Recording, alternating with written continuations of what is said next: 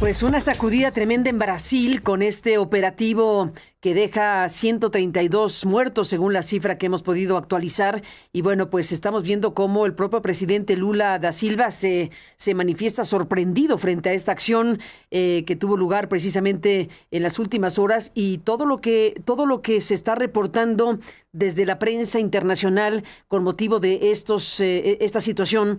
Vemos, por ejemplo, cómo la BBC tiene testimonios que dicen cosas como: vi cuerpos sin cabeza, cuerpos completamente desfigurados.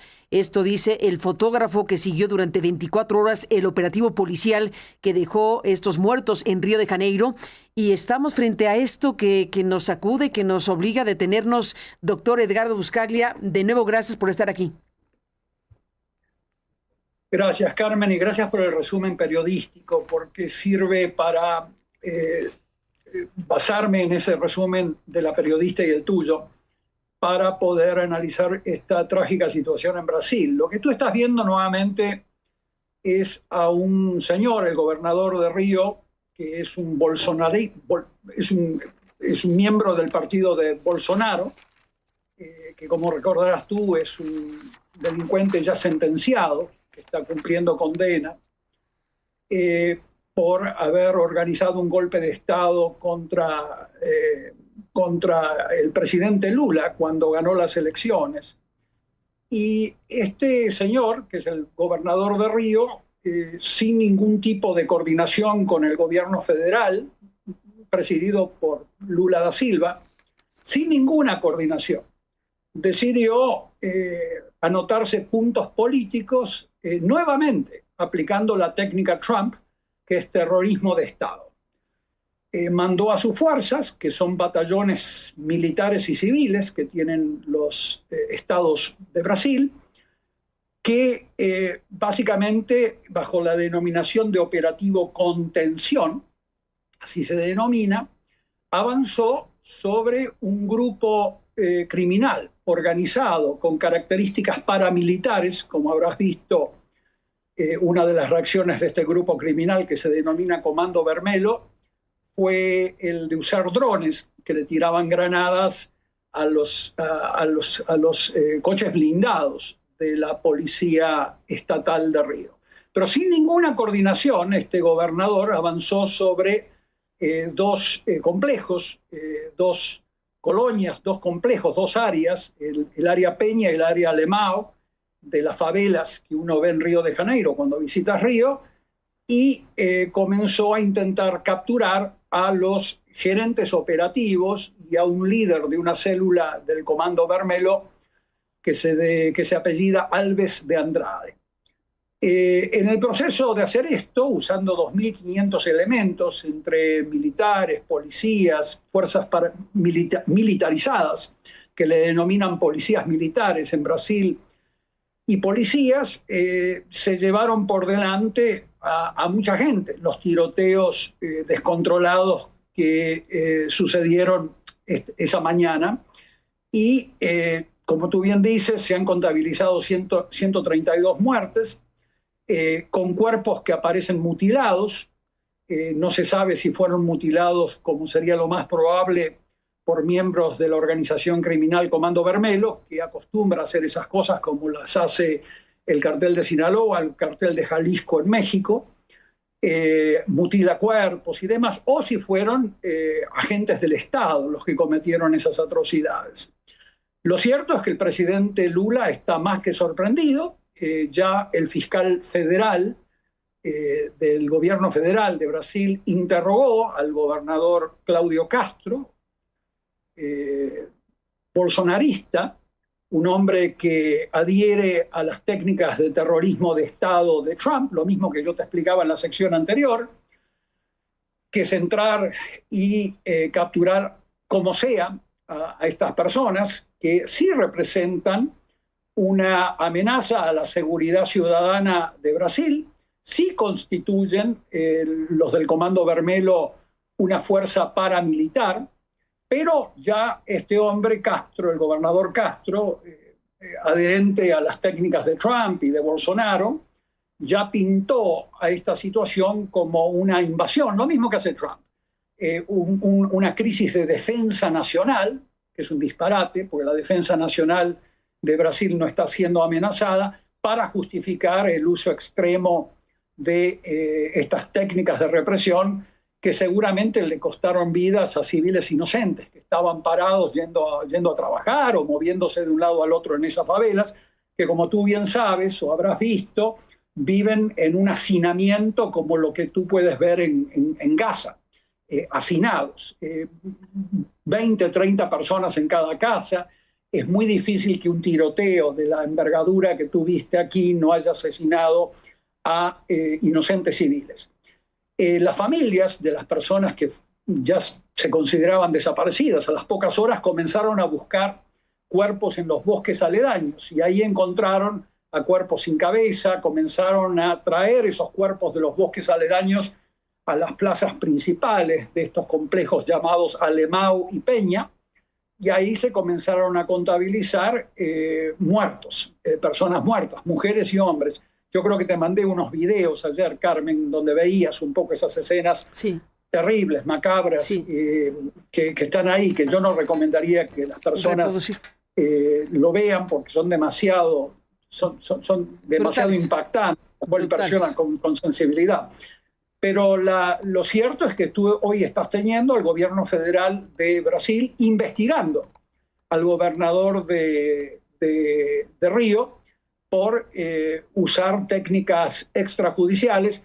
Ellos dicen en Río que la Fiscalía de Río ya venía investigando al Comando Vermelho en su expansión a otras áreas y que tienen diálogos entre los miembros de la organización criminal, el Comando Vermelho, a través de WhatsApp. Yo he visto algunos de esos diálogos que según la Fiscalía de Río ellos tienen, están tratando de justificar la acción. Pero nuevamente es extremadamente raro, antilógico y totalmente peligroso para el mismo gobernador de que por primera vez en la historia que yo conozco de Brasil, yo he trabajado en Brasil, un gobernador no le solicite ayuda a un gobierno federal para empezar un operativo de esa magnitud. Eso es la primera vez que esto ocurre. Y obviamente tenía que ocurrir con un hombre que es fanático de Bolsonaro, es un miembro del partido de Bolsonaro y que está buscando puntos para las elecciones que pronto se van a realizar para poder avanzar hacia la presidencia de Brasil.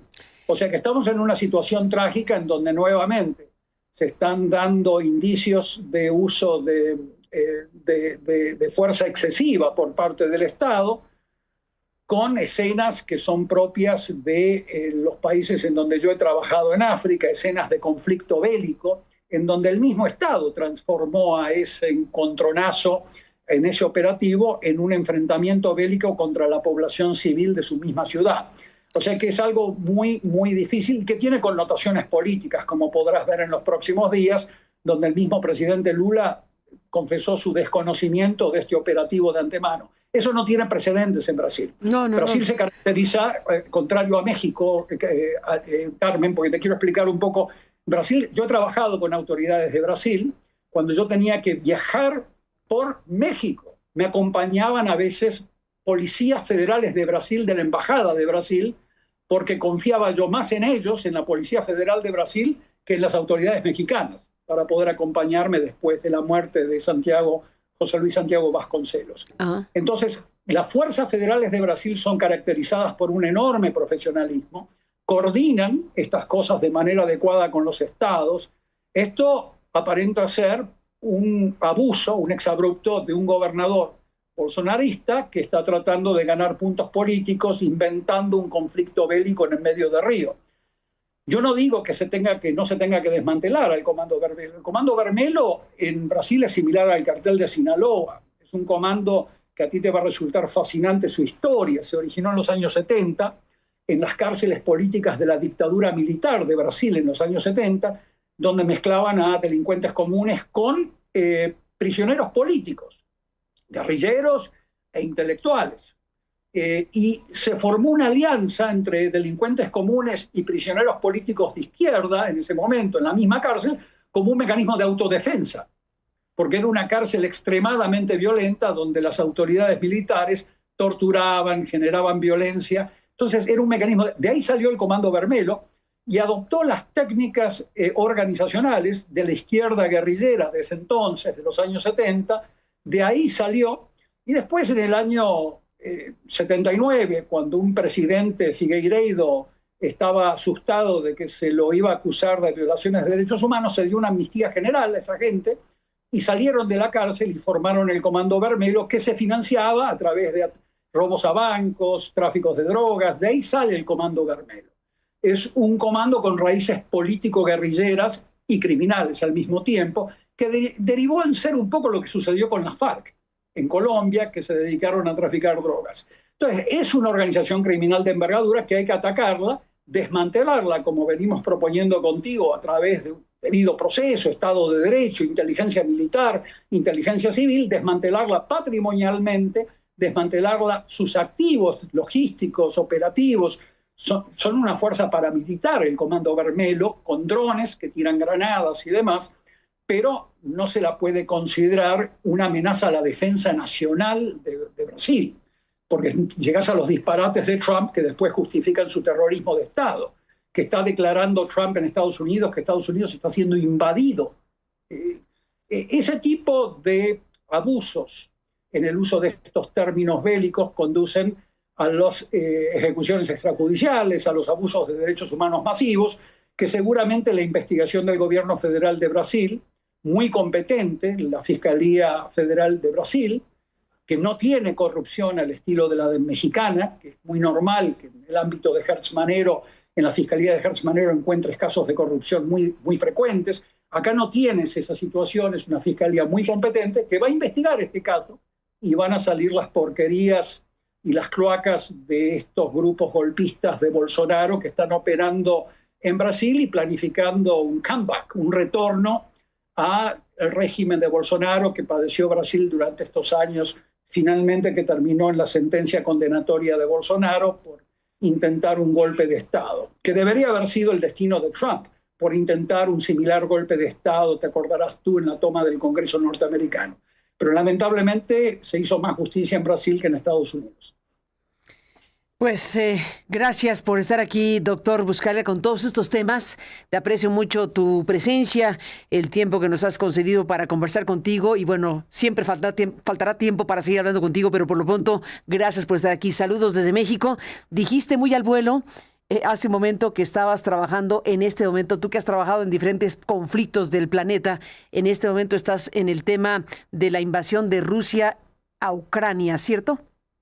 Es un tema que sí, que me ha tenido ocupado profesionalmente durante los últimos años y es un tema que no se logra resolver, en parte también a la intervención nociva de Trump, que no está protegiendo como debería proteger a las democracias europeas, porque con todas sus fallas, Ucrania es una democracia, con todas sus corrupciones es una democracia, es un gobierno que fue elegido legítimamente por el pueblo ucraniano y que está siendo invadido por un dictador con ambiciones imperiales que quiere recrear el imperio de Pedro el Grande y de Catalina, la emperatriz Catalina. Entonces estamos en una situación trágica en Europa donde va a tener repercusiones con en este momento Rusia enviando drones al territorio de Noruega, te habrás enterado, Suecia, han aparecido drones rusos en Alemania.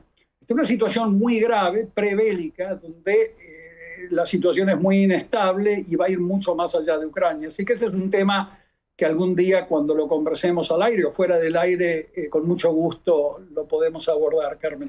Sin duda, habremos de dar ese espacio si nos lo permites. Por lo pronto, muchísimas gracias por estar aquí.